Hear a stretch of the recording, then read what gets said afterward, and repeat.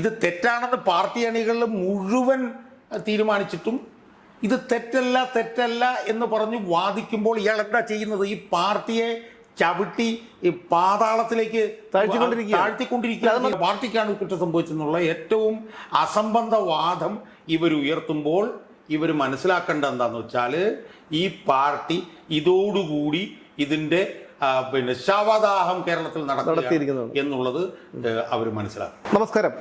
ഒരാളൊരു തെറ്റ് ചെയ്യുന്നു, ആ തെറ്റ് തിരുത്തുമെന്നും അതിന് പരിഹാരമുണ്ടാക്കുമെന്നും അയാൾ തന്നെ പറയുന്നു. പിന്നീട് തെറ്റ് ചെയ്തിട്ടുണ്ട്, പക്ഷേ ഞാൻ തെറ്റുകാരനല്ല എന്ന് ഉളുപ്പില്ലാതെ ന്യായീകരിക്കുന്നു. ഇന്നലെ തെരഞ്ഞെടുപ്പ് പരാജയം അവലോകനം ചെയ്യാനുള്ള CPM-ൻ്റെ സംസ്ഥാന കമ്മിറ്റി യോഗത്തിൽ പാർട്ടി സെക്രട്ടറി MV ഗോവിന്ദൻ്റെ ഒരു നിലപാടാണിത്. തെറ്റ് പാർട്ടിക്ക് പറ്റിയിട്ടുണ്ട്, പക്ഷേ ഞാനും വിജയനും കുറ്റക്കാരനല്ല. ഇതാണ് ഗോവിന്ദൻ്റെ നിലപാട്. വെള്ളാപ്പള്ളി വിഷയത്തിലും ആഗോള അയ്യപ്പ സംഗമ വിഷയത്തിലും അതുപോലെ സ്വർണ്ണക്കൊള്ളക്കേസിൽ ജയിലിൽ കിടന്ന പത്മകുമാറിനെതിരെ നടപടിയെടുക്കാൻ വൈകിയതിലുമൊക്കെ ഇപ്പോൾ തെറ്റ് പറയുന്നുണ്ടെങ്കിലും അത് പാർട്ടിയുടെ തെറ്റാണ്, പക്ഷേ അത് തങ്ങളുടെ തെറ്റല്ല എന്നാണ്. പാർട്ടി എന്ന് പറയുമ്പോൾ ജീവനുള്ള സംഭവമാണോ? ഈ പാർട്ടിയെ നിയന്ത്രിക്കുന്നത് MV ഗോവിന്ദനെ പോലെയുള്ള നേതാക്കന്മാരല്ലേ? അപ്പോൾ ഇങ്ങനെ ഉളുപ്പില്ലാതെ ന്യായീകരിച്ച്, അതായത് തലയ്ക്ക് വെളിവില്ലാത്തവർ പോലും ഇത്തരത്തിലുള്ള ന്യായീകരണങ്ങളൊന്നും നിരത്തില്ല. പക്ഷെ അങ്ങനെ ന്യായീകരിച്ചുകൊണ്ട് ഈ അപഹാസ്യരാകുമ്പോൾ എങ്ങനെയാണ് ഇവർക്ക് എന്താണ് ഉദ്ദേശിക്കുന്നത് എനിക്ക് മനസ്സിലാകുന്നില്ല. അതായത് നമ്മൾ പലപ്പോഴും ചർച്ച ചെയ്തിട്ടുള്ളതുപോലെ ഈ പാർട്ടി എന്ന് പറയുന്നത് പാർട്ടിയുടെ ഭാഗമായിട്ടുള്ളവർ ചേർന്ന് അവരുടെയൊക്കെ പ്രവർത്തനത്തിൻ്റെ ഭാഗമായി നിലനിൽക്കുന്ന ഒരു ജൈവപരമായിട്ടൊരു സംവിധാനമാണ് ഈ പാർട്ടി എന്ന് പറയുന്നത്. പാർട്ടി എന്ന് പറയുമ്പം അടിസ്ഥാനപരമായി ആ പാർട്ടിയുടെ ഉത്തരവാദിത്വം ഏറ്റെടുക്കേണ്ടത് അതാത് തലങ്ങളിലെ പാർട്ടിക്ക് നേതൃത്വം കൊടുക്കുന്നവരാണ്.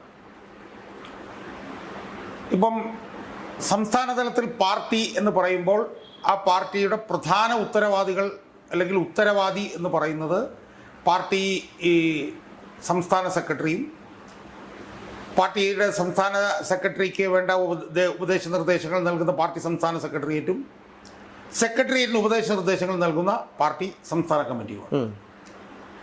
അത് സംസ്ഥാന തലം മുതൽ ഇപ്പോൾ ബ്രാഞ്ചിലാണെങ്കിൽ ബ്രാഞ്ച് കമ്മിറ്റിയുടെ സെക്രട്ടറിക്കാണ് ആ ബ്രാഞ്ച് ചെയ്യുന്ന ഓരോ കാര്യങ്ങൾക്കും ഉത്തരവാദിത്വം. അതെ.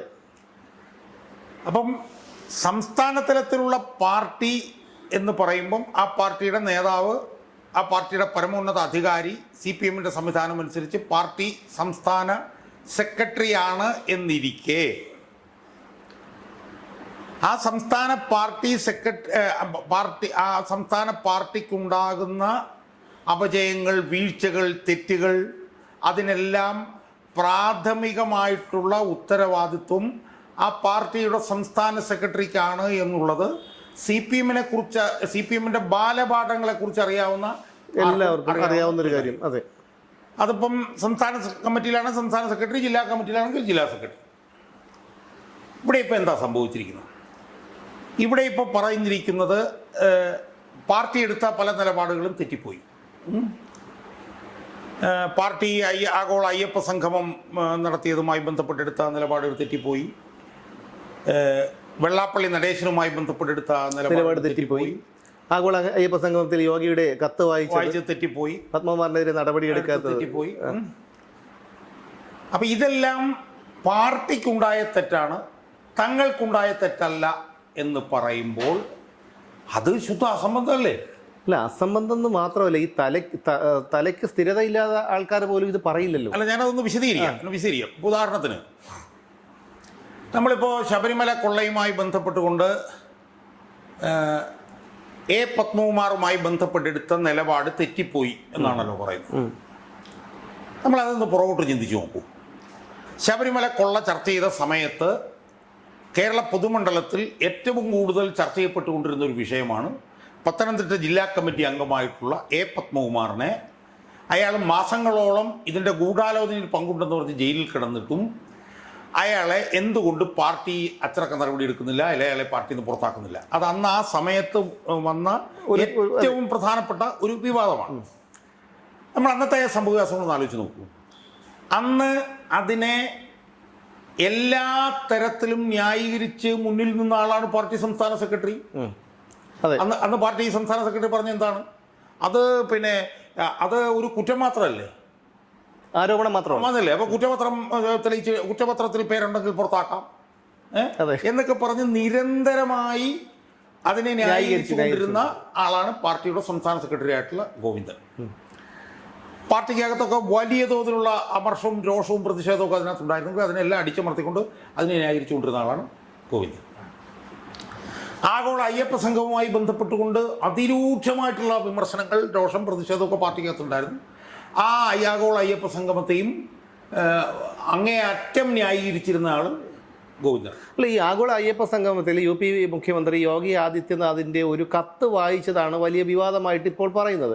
പക്ഷേ എനിക്കത് മനസ്സിലാകുന്നില്ല. കാരണം ഇന്ത്യയിലുള്ള ഒരു സംസ്ഥാനമാണ് ഉത്തർപ്രദേശ്. ആ ഉത്തർപ്രദേശിലെ അവിടുത്തെ ആ സംസ്ഥാനത്തെ ഒരു മുഖ്യമന്ത്രിയാണ് യോഗി ആദിത്യനാഥ്. അതൊക്കെ ഇത് വലിയ വിവാദമാക്കി എടുക്കേണ്ട കാര്യം. ഞാൻ പറഞ്ഞത് അതിൻ്റെ ശരി തെറ്റുകളല്ല, അത് അതിനകത്ത് തെറ്റുണ്ട്. CPM-നെ സംബന്ധിച്ചിടത്തോളം CPM-ൻ്റെ പിന്നെ നേതൃത്വം നൽകുന്ന ഒരു പാർട്ടി ഒരു പരിപാടി നടത്തുമ്പോൾ ആ പരിപാടിയിൽ BJP-യുടെ സംസ്ഥാനത്തെ ഒരു മുഖ്യമന്ത്രിയുടെ ഒരു സാധാരണ കത്ത്, അതിൽ വന്നില്ലെങ്കിൽ വന്നില്ല എന്ന് പറഞ്ഞൊരു കത്ത് എടുത്ത് വായിക്കുന്നതിനകത്തൊക്കെ പ്രശ്നങ്ങൾ CPM-നകത്തുണ്ട്.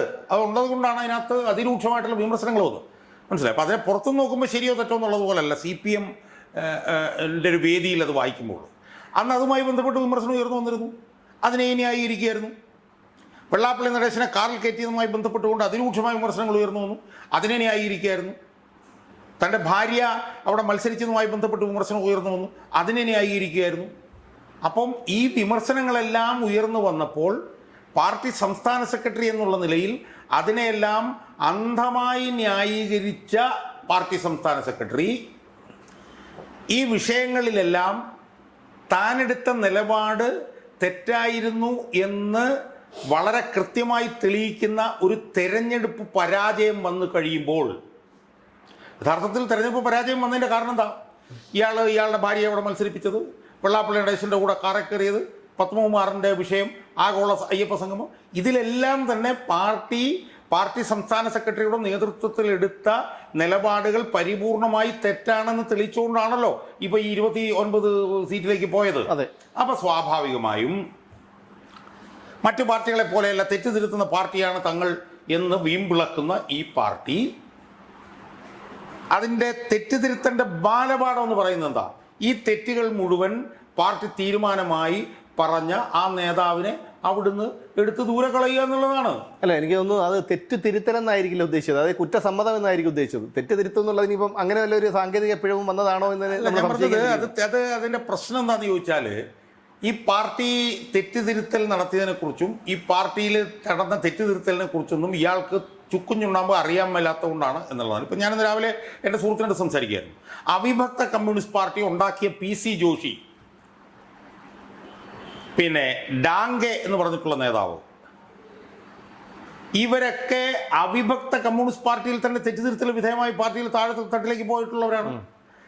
CPM ഉണ്ടായതിനു ശേഷം ഈ പിന്നെ BT രണദിവ്യ മുതൽ EMS മുതൽ നായനാർ മുതൽ VS അച്യുതാനന്ദൻ മുതൽ പിന്നെ KN രവീന്ദ്രനാഥ് എന്നുള്ള ഒരു പിടി നേതാക്കന്മാർ അവരെടുത്ത നിലപാടുകൾ തെറ്റാണെന്ന് കണ്ട് തെറ്റുതിരുത്തലിൻ്റെ ഭാഗമായി പാർട്ടിയുടെ താഴെത്തലങ്ങളിൽ പോയി വർഷങ്ങളോളം പ്രവർത്തിച്ചിട്ടുള്ള ആളുകളാണ്. യഥാർത്ഥത്തിൽ അതിനേക്കാളൊക്കെ അതിരൂക്ഷമായിട്ടുള്ള പാർട്ടിയുടെ അസ്തിത്വം തന്നെ ഇല്ലാതാക്കുന്ന തെറ്റുകളാണ് ഈ പിന്നെ ഗോവിന്ദനെ പോലുള്ള ആളുകൾ ചെയ്തത്. അത് തെറ്റാണെന്ന് പാർട്ടി അണികളും ജനങ്ങളും തീരുമാനിച്ചതിന് ശേഷം ഇപ്പോൾ വന്നിരുന്നിട്ട് ഉളുപ്പില്ലാതെ അത് പാർട്ടിക്ക് പറ്റിയ തെറ്റാണ്, തങ്ങൾക്ക് പറ്റിയ തെറ്റല്ല എന്ന് പറയുമ്പോൾ അവരതിലൂടെ പറയുന്നെന്താ? ഈ പാർട്ടി അല്ല ഞങ്ങൾ എന്നാണ്. കാരണം പാർട്ടിക്ക് തെറ്റ് പറ്റിയിട്ടുണ്ടെങ്കിൽ പാർട്ടിയുടെ സംസ്ഥാന സെക്രട്ടറിക്ക് പറ്റിയ തെറ്റാണ് പാർട്ടിയുടെ തെറ്റ്. മനസ്സിലായോ? അപ്പൊ അന്ന് അതിനെ മുഴുവൻ ന്യായീകരിച്ചു. ഇപ്പം നമ്മൾ ഓർമ്മയില്ല, പത്മകുമാറിന്റെ കാര്യത്തിലൊക്കെ ന്യായീകരിച്ച് നാണം കെടുകയായിരുന്നു. അപ്പം അന്ന് എന്താ ഒരു ജാഥ നടത്തി, ആ ജാഥയിലൊക്കെ നിരന്തര ചോദ്യമായിരുന്നത്. ആ ചോദ്യത്തിലൊക്കെ തന്നെ ഒരു തരത്തിലും മറുപടി പോലും പറ്റാത്ത നിലയിൽ നാണം കെട്ട് തലകുനിഞ്ഞ് നിന്ന ആളാണ് ഇയാൾ, MP ഗോവിന്ദൻ. അയാൾക്ക് എന്തെങ്കിലും ഉളുപ്പുണ്ടെങ്കിൽ എൻ്റെ ഈ തീരുമാനങ്ങളെല്ലാം തെറ്റിപ്പോയി, ഭാര്യയെ അവിടെ നിർത്തിയത് ഇപ്പം തന്നെ പറയുന്നതാ, ഭാര്യയെ അവിടെ നിർത്തിയത് സംബന്ധിച്ച് തെറ്റ് ജില്ലാ കമ്മിറ്റിക്കും സംസ്ഥാന കമ്മിറ്റിക്കുമാണ് ഉണ്ടായത്. അതെ അതെ. ഇവിടെ സംസ്ഥാന കമ്മിറ്റിക്ക് ഉണ്ടായെങ്കിൽ സംസ്ഥാന കമ്മിറ്റിയുടെ സെക്രട്ടറി അല്ലേ ഇയാള്? അല്ല, അല്ലെങ്കിൽ തന്നെ ഇയാൾക്ക് പറയാമായിരുന്നു. ഇപ്പോൾ സ്വാഭാവികമായും ഇത്തരത്തിലൊരു തെറ്റ് തിരുത്തൽ ജനങ്ങളെയും അണികളെയും ബോധിപ്പിക്കാനെങ്കിലും നടത്തുമ്പോൾ പറയേണ്ടിയിരുന്ന ഒരു കാര്യം.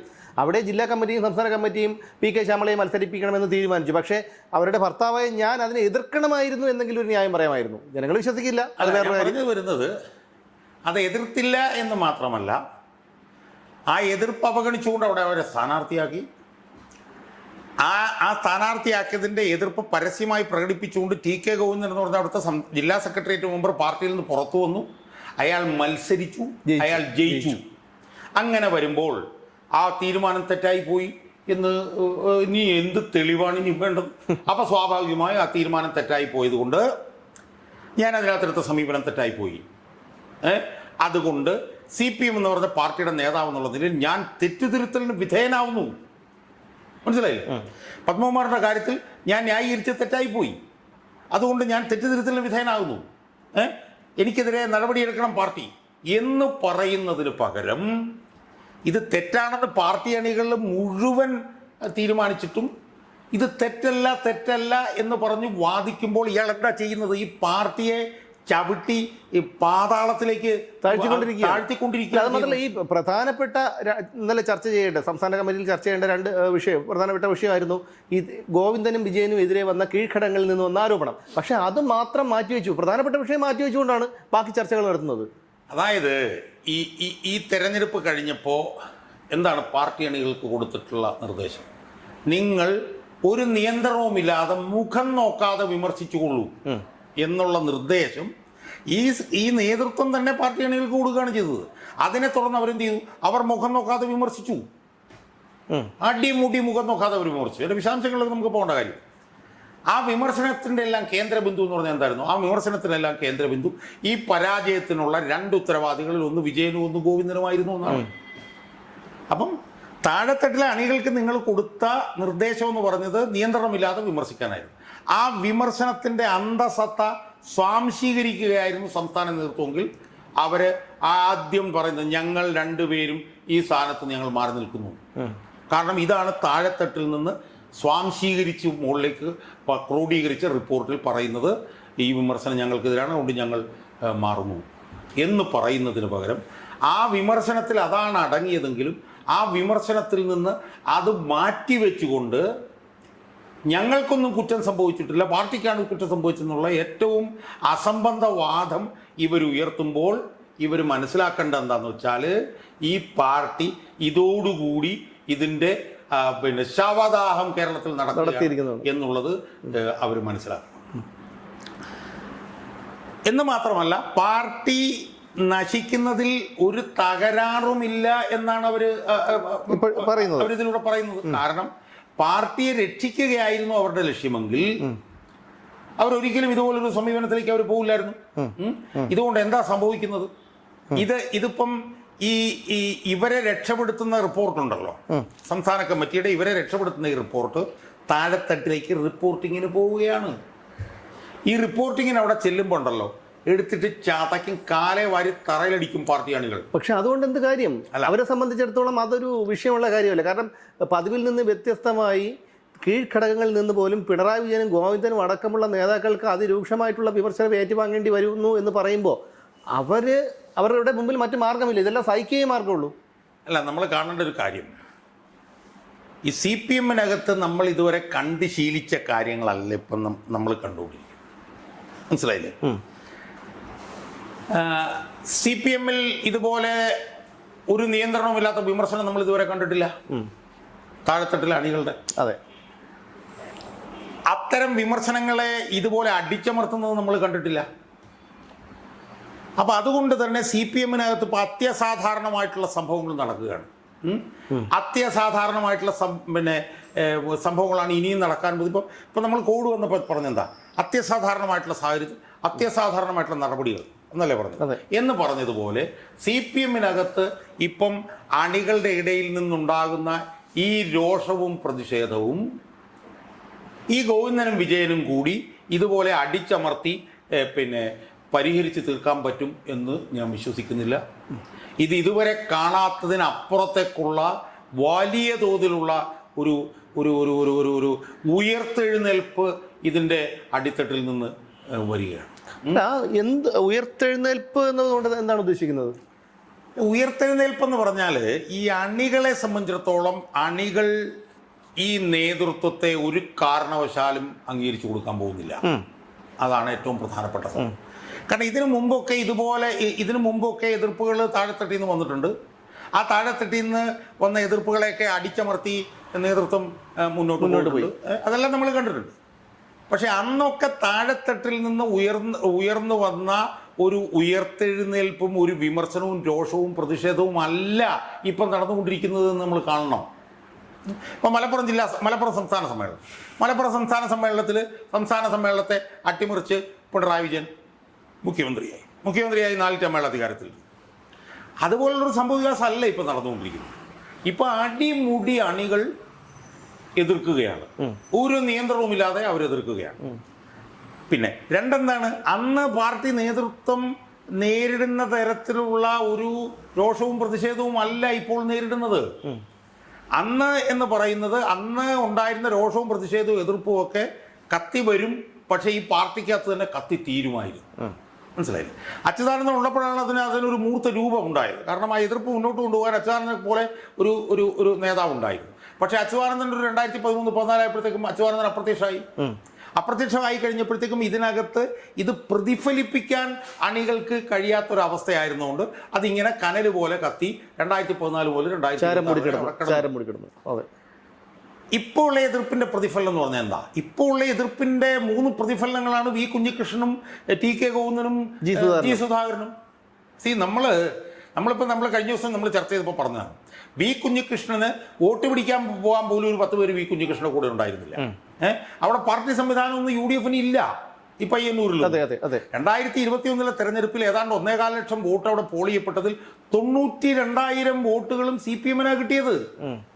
50,000-ലധികം വോട്ടിനാണ് CPM പയ്യന്നൂരിൽ ജയിച്ചത്. അവിടെ ഒരു മനുഷ്യൻ ഒരു പാർട്ടി സംവിധാനവും ഇല്ലാതെ നടന്ന ആ മനുഷ്യൻ ആ തെരഞ്ഞെടുപ്പിൽ ജയിക്കുകയാണ്. നമ്മളിപ്പോൾ തൃക്കരിപ്പൂർ എടുക്കും. തൃക്കരിപ്പൂരിലും 10,000-40,000 വോട്ടിന് ജയിക്കുന്ന സ്ഥലമാണ്. അവിടെ BJP നിന്ന് കോൺഗ്രസിൽ ചേർന്ന ഏതോ ഒരു ചെറുക്കൻ, ഒരു സന്ദീപ് വാര്യർ എന്ന ചെറുക്കൻ പാലക്കാട് നിന്ന് തൃക്കരിപ്പൂരിലൊന്നും അവൻ്റെ ഒരു ചുക്കും ചെണ്ടാൻ പോവില്ല. അവന് സംഘടനയില്ല, സംവിധാനം ഒരു പുല്ലും അവനില്ല. അവൻ അവിടെ നിന്ന് ജയിക്കുകയാണ്. മനസ്സിലായില്ലേ? ഇനി നിങ്ങൾ മട്ടന്നൂരിലേക്ക് വരൂ.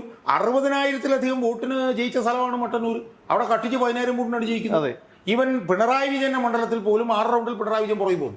അപ്പോൾ ഇത് കാണിക്കുന്നത് ഇതുവരെ ഉണ്ടായിരുന്ന രോഷവും പ്രതിഷേധവും അല്ല, അതിൻ്റെ മാനം വ്യത്യസ്തമാണിപ്പോൾ. മനസ്സിലായില്ലേ? അണികൾ നേതൃത്വത്തെ ഒരു വലിയ രീതിയിൽ തിരുത്താൻ വേണ്ടി ഇറങ്ങി പുറപ്പെട്ടിരിക്കുകയാണ്. ആ തിരുത്തൽ സാധ്യമാകുമെന്ന് തോന്നുന്നു. ആ തിരുത്തൽ സാധ്യമാകും എന്ന് പറഞ്ഞു കഴിഞ്ഞാൽ ആ തിരുത്തൽ എങ്ങനെ വരുമെന്നൊന്നും നമുക്ക് പറയാൻ പറ്റില്ല. പക്ഷേ അണികൾ ഇതുവരെ അല്ലാത്ത നിലയിൽ അവർ സജ്ജരാണ്. അത് എങ്ങനെ വന്ന് പിന്നെ ഭവിക്കും എന്ന് നമുക്ക് പറയാൻ പറ്റില്ല. പക്ഷെ അണികൾ ഇതുവരെ പ്രകടിപ്പിക്കാത്ത രോഷവും പ്രതിഷേധവുമാണ് അവർ പ്രകടിപ്പിച്ചുകൊണ്ടിരിക്കുന്നത്. മനസ്സിലായില്ലേ? അണികൾക്ക് ഇതിനു മുമ്പ് അഭിപ്രായവ്യത്യാസം ഇല്ലായിരുന്നിട്ടല്ല, അവർക്ക് അഭിപ്രായവ്യത്യാസം ഉണ്ടായിരുന്നു. പക്ഷേ ഈ പാർട്ടിയുടെ ശക്തി കേന്ദ്രങ്ങളിൽ പോലും ഈ നിലയിലുള്ള വലിയ അട്ടിമറികൾ നടക്കുന്നു എന്ന് പറയുമ്പോൾ പാർട്ടി അണികൾ എന്തൊക്കെയോ കരുതി കൂട്ടി ഇറങ്ങിയിരിക്കുന്നു എന്ന് വേണം നമ്മൾ കാണാൻ. ഇനി ഞാനൊരു പുതിയ കാര്യം പറയാം. സംസ്ഥാന കമ്മിറ്റി തന്നെ ശരിക്കും സംസ്ഥാന നേതൃത്വത്തിനെതിരെ തിരിഞ്ഞിരിക്കുന്നു എന്ന് നമ്മൾ വിലയിരുത്തേണ്ടി വരും. ഇപ്പോൾ കഴിഞ്ഞ 3-4 ദിവസത്തെ സംഭവങ്ങൾ നമ്മൾ നോക്കിയേ. ഇപ്പോൾ വീണ വിജയൻ്റെ വിഷയത്തിൽ പ്രകടമായി തന്നെ പാർട്ടി നേതാക്കന്മാർ പുറകോട്ട് പോയിരിക്കുന്നു. ജോൺ ബ്രിട്ടാസിൻ്റെ പ്രതികരണമായിക്കോട്ടെ, അല്ലെങ്കിൽ NN കൃഷ്ണദാസിൻ്റെ പ്രതികരണമായിക്കോട്ടെ, അല്ലെങ്കിൽ ശൈലജയുടെ പ്രതികരണമായിക്കോട്ടെ, അല്ലെങ്കിൽ AK ബാലൻ്റെ പ്രതികരണമായിക്കോട്ടെ, ആ പ്രതികരണം നോക്കിയാൽ ഇപ്പോൾ എന്താ കാണാൻ കഴിയും? ആ വീണയുടെ പണി നോക്കട്ടെ, പിണറായി വിജയനിട്ട് വന്നാൽ ഞങ്ങൾക്ക് നോക്കാം എന്നായി. അതായിരുന്നോ ഈ AK ബാലനൊക്കെ വീണ വിജയനെ പിന്തുണയ്ക്കാൻ കഴിഞ്ഞ ആഴ്ച വരെ എന്തൊക്കെയാണ് തട്ടിവിട്ടുകൊണ്ടിരുന്നത്? അത് GST കൊടുത്തിട്ടുള്ളതാണ്, അത് ആനുവൽ മെയിൻ്റനൻസ് കോൺട്രാക്റ്റാണ്, അത് 2 കമ്പനികൾ തമ്മിലുള്ള ഇടപാടാണ്. വീണ വിജയന് ബിസിനസ് നടത്തിയാൽ എന്താ കുഴപ്പം? വീണ വിജയൻ്റെ അച്ഛൻ മുഖ്യമന്ത്രി ആയിപ്പോയി എന്നതിന് അവരെന്ത് പിഴച്ചു എന്നൊക്കെ പറഞ്ഞ് വീണയ്ക്ക് പ്രതിരോധം തീർത്തിരുന്ന നേതാക്കന്മാർ ഒന്നൊഴിയാതെ ഇപ്പോൾ വീണയുടെ പണി നോക്കട്ടെ എന്ന് പാർട്ടി സംസ്ഥാന സെക്രട്ടറി തന്നെ പറയുന്നു എന്ന് പറയുമ്പോൾ ഈ താഴെത്തട്ടിൽ നിന്നുള്ള അണികൾ ഉയർത്തിയിട്ടുള്ള രോഷത്തിൻ്റെയും പ്രതിഷേധത്തിൻ്റെയും റിവർബറേഷൻസ് അതിൻ്റെ അനുരണനങ്ങൾ സംസ്ഥാന കമ്മിറ്റിയിൽ വരെ വന്നിരിക്കുന്നു എന്നുള്ളത് ആണ് ഇപ്പോൾ നമുക്ക് കാണാൻ കഴിയുന്നത്. മനസ്സിലായോ? കാരണം സംസ്ഥാന നേതാക്കൾ ഇപ്പോൾ പറയുന്നത് എന്തുകൊണ്ടാണ്? അവർക്കും ഈ താഴെത്തട്ടിൽ നിന്നുള്ള അണികളുടെ വികാരം സ്വാംശീകരിക്കാൻ കഴിഞ്ഞില്ല, അവർക്കും നിലനിൽക്കാൻ പറ്റാത്ത സ്ഥിതിയിലേക്ക് കാര്യങ്ങൾ പോയിരിക്കുന്നു. മനസ്സിലായോ? അപ്പൊ അതുകൊണ്ട് ഒരു കാര്യം ഉറപ്പാണ്, ഇത് ഇതുവരെ ഉയർന്നു വന്ന നിലയിലുള്ള ഒരു രോഷവും പ്രതിഷേധവുമല്ല. അതിനപ്പുറത്ത് അത്യസാധാരണമായിട്ടുള്ള രോഷവും പ്രതിഷേധവുമാണ് ഉയർന്നു വരുന്നത്. ഈ രോഷവും പ്രതിഷേധവും എന്ത് മാറ്റങ്ങളാണ് ഈ പാർട്ടിയിൽ ഉണ്ടാക്കാൻ പോകുന്നത് ഇപ്പൊ നമുക്ക് പറയാൻ പറ്റില്ല.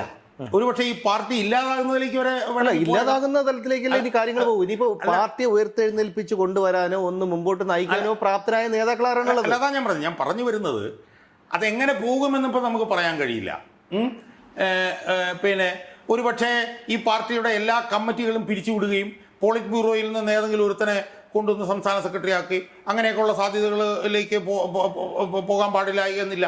ഇപ്പൊ ചില ആളുകൾ പറയുന്നുണ്ട്, പോളിറ്റ് ബ്യൂറോ ഏതൊരു ചെറുപ്പക്കാരൻ ഒരുത്തൻ അവിടെ ഉണ്ട്, വിജു കൃഷ്ണൻ കണ്ടു പറഞ്ഞിട്ട് പോളിറ്റ് ബ്യൂറോ, അവനെ കൊണ്ടുവരുന്ന ആ നിലയിലുള്ള ചർച്ചകളുണ്ട്.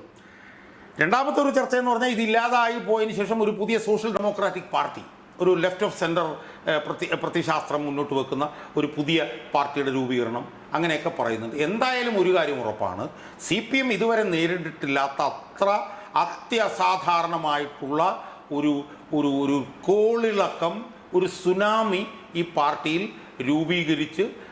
രൂപപ്പെട്ട് അതിൻ്റെ തിരയിളക്കം നമ്മൾ കണ്ടുകൊണ്ടിരിക്കുകയാണ്. ഇതെവിടെ ചെന്ന് അവസാനിക്കും എന്നത് സംബന്ധിച്ച് നമുക്കിപ്പോൾ ഒരു ക്ലാരിറ്റി ഇല്ല. ഇപ്പോൾ ഉള്ള നേതൃത്വത്തിന് പകരം പുതിയൊരു നേതൃത്വം എന്ന് പറയാൻ നമുക്ക് കഴിയില്ല. കാരണം ഇപ്പോൾ നേതൃത്വത്തിന് പകരം പുതിയ നേതൃത്വം എന്ന് പറഞ്ഞാൽ ഈ പറഞ്ഞ പോലെ ചിന്താ ജെറോമും വസീഫും ജോൺ ബ്രിട്ടാസും A.A. റഹീമും ജയിക്ക് മാത്രം മതി. പിന്നെ അവിടെ കോട്ടയത്തുള്ള ഒരു അനിൽകുമാറും, എന്തായാലും വേണം. എറണാകുളത്തൊരു അരുൺകുമാർ എന്ന് പറഞ്ഞ ഒരുത്തരും. അത് മാത്രമല്ല, എന്റെ വ്യക്തിപരമായിട്ടുള്ള അഭിപ്രായം, ഈ INL-ലുള്ള പുനലൂർ ജലീലിനെ കൂടി ഒന്ന് ഇതിലോട്ട് അവരാണ് ഇപ്പോൾ CPM നേതാക്കന്മാരെക്കാൾ ശക്തമായി CPM.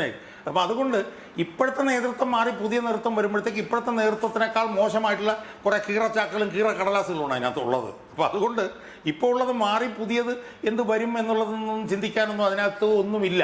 എല്ലാം ഈ പറഞ്ഞതുപോലെ പിന്നെ പുഴുവരിച്ചതും അല്ലെങ്കിൽ ചീഞ്ഞതും നാറിയതും പുഴുത്തതും ഒക്കെ മാത്രമേ ഈ കൊട്ടയ്ക്കകത്തിന് ഉള്ളൂ, ബാക്കിയുള്ളൂ. അല്ലാതെ പിന്നെ രോഗമില്ലാത്ത ഒന്നും ഇതിനകത്ത് ബാക്കിയില്ല. അത് ചിലപ്പം കുറഞ്ഞ രോഗം, ചിലപ്പോൾ കൂടിയ രോഗം എന്ന് പറയാം. പുഴു 90% അരിച്ചത്, പുഴു 20% അരിച്ചത്, അത്രയേ ഉള്ളൂ. പൂർണ്ണ ആരോഗ്യമുള്ള ഒരു നേതാവിനെയും ഇതിനകത്ത് നമുക്ക് കാണാൻ കഴിയില്ല. അപ്പം അതുകൊണ്ട് ഇത് എങ്ങനെ എങ്ങോട്ട് പോകുമെന്നറിയില്ല.